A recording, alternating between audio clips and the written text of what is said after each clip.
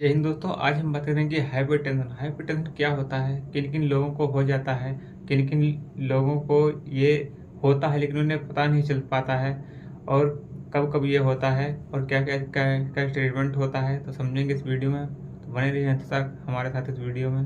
तो पहले हम बात कर लेंगे कि हाइपरटेंशन क्या होता है। तो हाइपरटेंशन देखिए वो होता है, एक जो होता है ब्लड प्रेशर का एक एक्यूरेट वैल्यू होता है 80 से 120 mmHg मिलीमीटर मरकरी, जो कि इसकी एक यूनिट होती है। तो बात करते हैं हम हाइपरटेंशन। देखिए ये बीपी जो होता है, ये जो एक होता है एक एक्यूरेट वैल्यू होती है 80 से 120, जो कि एक नॉर्मल जो पेशेंट होता है या नॉर्मल जो ह्यूमन बॉडी होती है, तो ये उसका नॉर्मल वैल्यू होती है। अब यही वैल्यू जो है धीरे धीरे फाट फाट होकर के बढ़ती चली जाती है। एक स्टेज ऐसी आती है कि जो है हाइपरटेंशन हो जाता है। तो हाइपरटेंशन में क्या होता है कि जो आपके जो आर्टरी होती हैं, तो आर्टरी में ब्लड का जो है फ्लो प्रेशर जो है तो फास्टली हो जाता है, बहुत ही फास्ट हो जाता है, जिससे कि नर्व जो होती हैं, वेन जो होती हैं, तो वो जो है उन पे ज़्यादा ही लोड पड़ता है, जिस कारण जो हाइपरटेंशन जो है बढ़ जाता है। तो हम पहले बात कर लेते हैं कि ये किन किन कारणों से होता है, क्या किसके काउजेज हैं। तो देखिए ओबेसिटी हो जाती है, तो ओबेसिटी में भी ये बढ़ जाता है, ठीक है। और अधिक जो पेशेंट ऐसे थे जो टेंशन लेते हैं, तनाव लेते हैं, तो उन पेशेंटों में भी ये कई बार देखा गया है। और ऐसे लोग जो कि मांसाहारी भोजन जो है ज़्यादा खाते हैं, या मांसाहारी चिकन मीट और जो मटन होता है इसका सेवन अधिक करते हैं, तो उनमें भी हो जाता है। ऑयली जो भोजन होता है उसका यूज ज़्यादा करते हैं, तो उनमें भी ये हो जाता है। साल्ट की मात्रा अधिक लेते हैं, जो कि एक पर्याप्त भोजन में होना चाहिए, उससे अपर्याप्त जो है साल्ट की मात्रा जो अपने भोजन में यूज करते हैं, तो उनमें ये अधिक हो जाता है। तो ये रहे प्राइमरी। और सेकेंडरी की बात कर लेते हैं। सेकेंडरी किन किन कारणों से हो सकती है। देखिए पर ये तो हो गया है कि एक एक कंडीशन होती है, ये जो मैंने अभी बात की है वो, कि वो एक कंडीशन होती है, किन किन कंडीशनों में ये हो सकता है। लेकिन एक जो होता है सेकेंडरी में जो है ये परमानेंटली किसी न किसी कारण से ह्यूमन बॉडी में कोई ना कोई दिक्कत होती है, इस कारण हो जाती है। एक तो होता है जेनेटिक जो होता है, वो उस जेनेटिक होता है, उसमें क्या होता है कि अगर आपकी पिछली पीढ़ी है उसमें किसी नस में है जो वेन होती हैं, उनमें किसी प्रकार की कोई दिक्कत होती है, जो वेन होती है वो ख़राब हो जाती हैं, तो वो एक जेनेटिक होता है। तो उस कारण भी जो हाइपरटेंशन होता है वो बढ़ जाता है, वो बना रहता है। तो उसका जो परमानेंटली जो ट्रीटमेंट होता है, या कहीं ना कहीं वेन्स ऐसी होती हैं जो कि ख़राब हो जाती हैं, तो उनकी जो है ऑपरेशन द्वारा जो है उन्हें सही किया जाता है।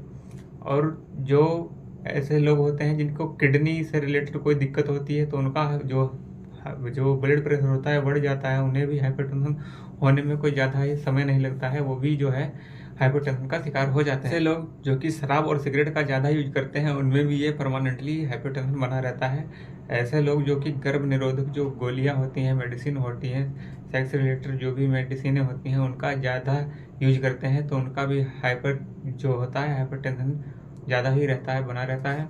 और ऐसे लोग जो कि मेडिसिन का जो पेनकिलर मेडिसिन होती हैं, जो दर्द निवारक जो गोलियां होती हैं, पेनकिलर होती हैं, तो उनका यूज ज़्यादा करते हैं, अधिक मात्रा में यूज करते हैं, तो उनको भी ये हाइपरटेंशन बनी रहती है। अब हम बात कर लेते हैं कि जो हाइपरटेंशन होता है तो उसके क्या क्या लक्षण होते हैं, क्या क्या इसके सिम्टम होते हैं। कई बार ऐसा होता है कि व्यक्ति को धुंधला दिखाई देने लगता है, तो ये भी एक हाइपरटेंशन का एक जो है सिम्टम है। कई बार ऐसा होता है कि यूरिन के साथ में जो है ब्लड भी आने लगता है, तो ये हाइपरटेंशन का एक सिम्टम है। और ऐसे लोग जो कि रात रात भर सोते नहीं, नींद नहीं आती है, तो ये भी हाइपरटेंशन का एक सिम्टम है। तनाव ज़्यादा लेते हैं, टेंशन ज़्यादा लेते हैं, तो ये भी एक सिम्टम है। और ऐसे लोग जो कि जिनकी जो दिल की जो धड़कन होती है वो बढ़ जाती है, हार्ट बीट बढ़ जाती है, तो वो भी एक हाइपरटेंशन का एक सिम्टम है। सिर दर्द होना या सिर चकराना, ये भी एक सिम्टम है। और जो होती है उससे कई बार जो है ब्लीडिंग होने लगती है, तो ये भी हाइपरटेंशन का एक जो है सिम्टम है।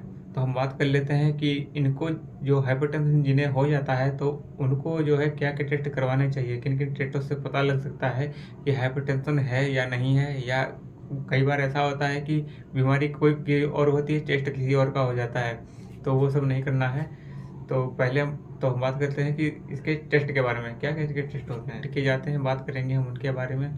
तो ऐसे लोग जो जिन्हें जो है हाइपरटेंशन हो जाता है तो उन कंडीशन में वो क्या क्या करें, क्या क्या टेस्ट करवाना चाहिए। देखिए, हाइपरटेंशन जब किसी को हो जाता है तो पहले नंबर 1 पे है कि वो अपना ब्लड प्रेशर चेक करवाए, ठीक है। और जो कि ब्लड प्रेशर एक नॉर्मल एक्यूरेट वैल्यू होती है वो मैंने पहले ही बता दी है। और ईसीजी जो होता है टेस्ट, जो हार्ट की जो हार्ट बीट होती है तो उससे पता लगता है कि हाइपरटेंशन है या नहीं, वो ईसीजी होती है। उसे आप डॉक्टर को दिखाएं, उसे कंसल्ट करें, क्या क्या नहीं है, जो भी दिक्कत हो रही है वो उसे बताएं। और जो हार्ट होता है और किडनी जो होती है उसका आप जो है अल्ट्रासाउंड करवाएं, इससे पता लगेगा कि हाइपरटेंशन है या नहीं है। और यूरिन टेस्ट करवाएं, उससे भी पता लग जाता है कि हाइपरटेंशन है या नहीं है। तो हम कर लेते हैं कि अब जो कि हाइपरटेंशन होता है क्या क्या इसकी वैल्यू होती हैं, और ये कब कब किस वैल्यू में ये कि बढ़ता चला जाता है। तो हम बात करेंगे उसी के बारे में, क्या क्या इसकी स्टेजें रहती हैं और किन किन कंडीशनों में ये, या ब्लड प्रेशर के जो एक इसमें जो कि ब्लड प्रेशर मशीन होती है तो उसमें ये कब शो होगा कि हाइपरटेंशन है या नहीं। वैल्यू होती है साइस्टोलिक की, एक होती है डायस्टोलिक की। देखिए 120 जो होती है वो साइस्टोलिक होता है, 80 जो होता है वो डायस्टोलिक होता है। जो 120 होता है वो जब हार्ट जो है पंप करता है, जब हार्ट जो है बॉडी में ब्लड भेजता है तो वो अधिक प्रेशर लगा करके बाहर भेजता है, तो उसका प्रेशर जो होता है 120 होता है। और जो पूरी बॉडी में वो जो ब्लड होता है पूरा साइकिल करके पूरा जो है फिर से वापस हार्ट में जाता है, फिल्टर हो करके फेफड़े जब उसे देते हैं तो वो जो होता है कि उसकी जो रफ्तार होती है वो 80 होती है, तो इसीलिए जो है वो उसे जो है डायस्टोलिक कहते हैं। तो ये एक नॉर्मल होती है। तो इन कंडीशनों में वो जो होता है एक नॉर्मल वैल्यू होती है, और इससे जो है अब इसके आगे जो भी होता है तो उससे जो है धीरे धीरे हाइपरटेंशन जो लेवल होता है उसका बढ़ता चला जाता है। आगे की स्टेज क्या क्या होती है वो जाने। 139 जो होता है वो एक जो है एक नॉर्मल से काफ़ी जो है हद से नहीं कह सकते हैं, नॉर्मल से ही थोड़ा जो है अधिक हो जाता है, लेकिन इससे कोई दिक्कत नहीं होती है। लेकिन इससे जो है आगे जो 90 से 140 तक जो होता है वो उसकी एक फर्स्ट स्टेज होती है जो कि हाइपरटेंशन होता है। उसकी सेकंड स्टेज जो होती है वो 90 से 140 होती है mmHg में, और 120 से 140 जो होती है वो हाइपरटेंशन हो जाता है, वो जो कि क्रिटिकली एक होता है। तो हम बात कर लेंगे अब कि इसके जो ब्लड प्रेशर होता है इसके क्या क्या ट्रीटमेंट होते हैं, क्या क्या इसके या तो उपाय होते हैं या क्या इसका जो है एलोपैथिक ट्रीटमेंट होता है। तो देखिए पहले हम बात कर लेते हैं कि इसके उपाय से बचने के लिए आपको क्या क्या करना है। इसकी मशीन होती है उससे आपको ब्लड प्रेशर का रेगुलर चेकअप करवाना है। नंबर 2 है कि मीट मछली जो है मांसाहारी चीज़ें हैं उनका सेवन आपको कम करना है, और जो कि हरी भरी सब्जी होती हैं उनका यूज आपको ज़्यादा करना है मीट मछली के मुकाबले, जो कि एक वो भी एक नॉर्मल ही रेंज तक खाएं, ज़्यादा अधिक ना खाएं। हरी सब्जियां हैं उन्हें जो है यूज करें अपने आहार। अपने भोजन में साल्ट की मात्रा जो है वो कम करें, और जो एक्सरसाइज होती है उसे रोजाना प्राणायाम करें, और गुस्सा ना करें, अल्कोहल का यूज ना करें, और जो अन्य प्रकार के नशे हैं उनसे दूर रहें। तो इनसे जो है आपकी हाइपरटेंशन जो है वो बची रहती है, मतलब सुरक्षित रहती है। इनको आप अगर ये फॉलो करते हैं तो आपको हाइपरटेंशन नहीं होगा। अब बात कर लेते हैं कि अगर किसी को हो गया है तो क्या इसका ट्रीटमेंट होती है जिसका नाम है डिपिन। तो डिपिन जो होती है टेबलेट उसको मुंह में रखा जाता है, जिससे कि पेशेंट का जो ब्लड प्रेशर होता है, जो हाइपरटेंशन कंडीशन होती है वो जल्दी से जल्दी रिकवर हो जाती है। लगभग 5 से 10 मिनट के अंदर जो होता है रिकवरी मिल जाता है, मिनिमम से मिनिमम 30 मिनट में जो है उसे आराम मिल जाता है। और बाकी जो है अगर हो जाता है हाइपरटेंशन तो क्या यूज करते हैं, टेबलेटें क्या दी जाती हैं। तो देखिए टेबलेट जो होती है वो होती है एटेनोल, तो इसका भी यूज किया जाता है ब्लड प्रेशर यानी कि हाइपरटेंशन में। किसी को हाइपरटेंशन कंडीशन हो जाती है तो इसमें यूज किया जाता है।